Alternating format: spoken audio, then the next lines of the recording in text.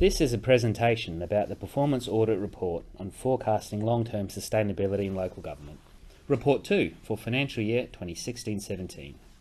Please note that this is a summary of the report to Parliament. The full report can be read on our website. This figure presents a snapshot of the Queensland local government sector now and what councils are forecasting it to look like in 10 years' time.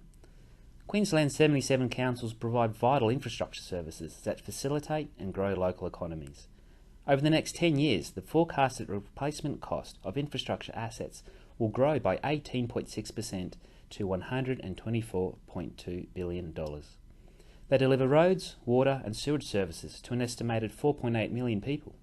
Many also provide their communities with public open space, cleaning services and cultural facilities such as museums and libraries. A small number operate childcare centres and other businesses. Councils must maintain their financial capital and infrastructure for the benefit of their communities. Councils can demonstrate that they have a strategy and appropriate policy settings in place by developing a long-term financial plan.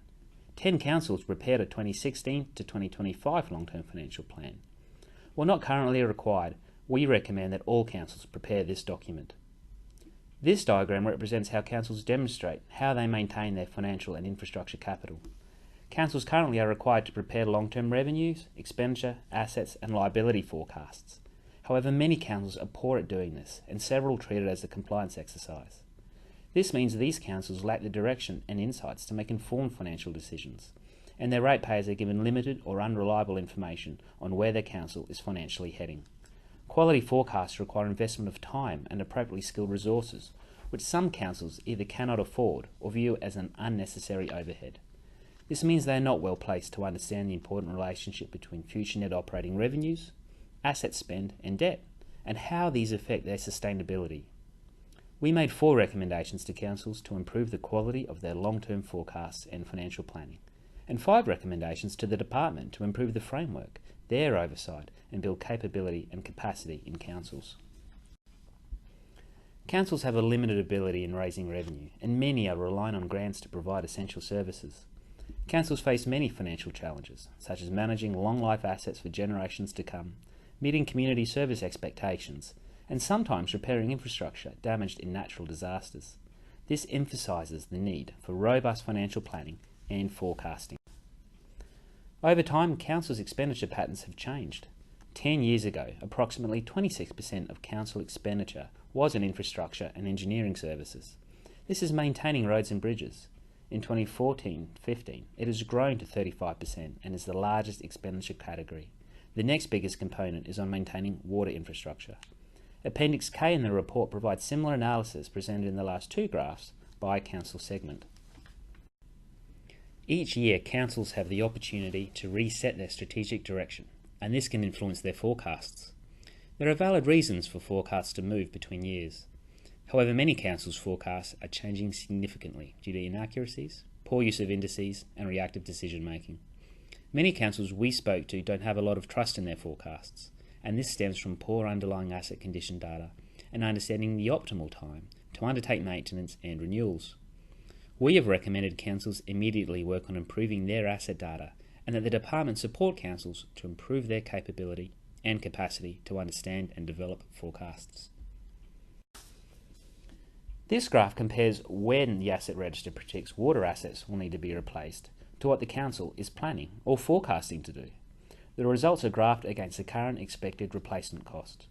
Councils' lack of confidence in the long-term forecast is partly due to their perception that asset condition data is unreliable. An asset's condition is the major determinant of when it is renewed or replaced. Many councils' data indicates that their road and water assets are approaching the end of their lives, but councils are not forecasting to renew or replace them. Asset management plans provide strategies to ensure the sustainable management of major assets. They also estimate capital expenditure for renewing, upgrading and extending assets. And finally, they need to be consistent with and part of the long-term financial forecast. However, 51 councils have not developed or linked these asset management plans to their forecasts. We have recommended that councils immediately work on developing asset management plans. This graph groups councils by segment and graphs the forecast asset sustainability ratio for the next 10 years. The shaded area shows the target range is 90% or more of a council's depreciation expense being spent on asset renewals. It shows that over 10 years, many councils are not forecasting to sufficiently invest in their assets to maintain condition.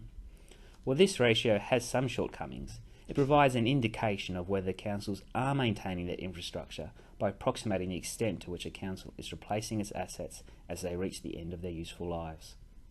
There is a ratio that provides a better indication of effective long-term asset management, but councils can't calculate it because their data is incomplete or unreliable. We have recommended all councils improve this data so that it can be calculated. This will give asset managers, decision makers and ratepayers a better indication of whether these complex, long-life assets are being managed well. Australia-wide, there are concerns about the ability of local governments to generate sufficient revenues to recover capital, maintenance and operating costs over the lifetime of their assets. The expectation from Commonwealth and state governments is that councils become more financially independent. This figure graphs councils' forecasted net operating surpluses for the next 10 years. The shaded area is the target range of 0 to 10% over the forecast period.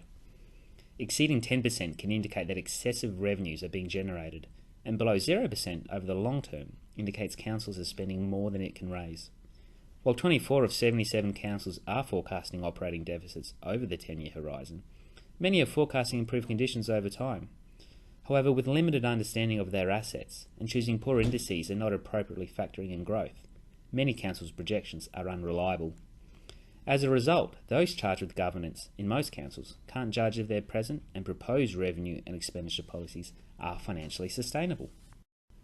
Thank you for listening. We trust this presentation has been of value. For more information on the issues, opportunities and recommendations highlighted in this summary presentation, please see the full report, Forecasting Long-Term Sustainability in Local Government, on our website under Reports and Resources at qao.qld.gov.au.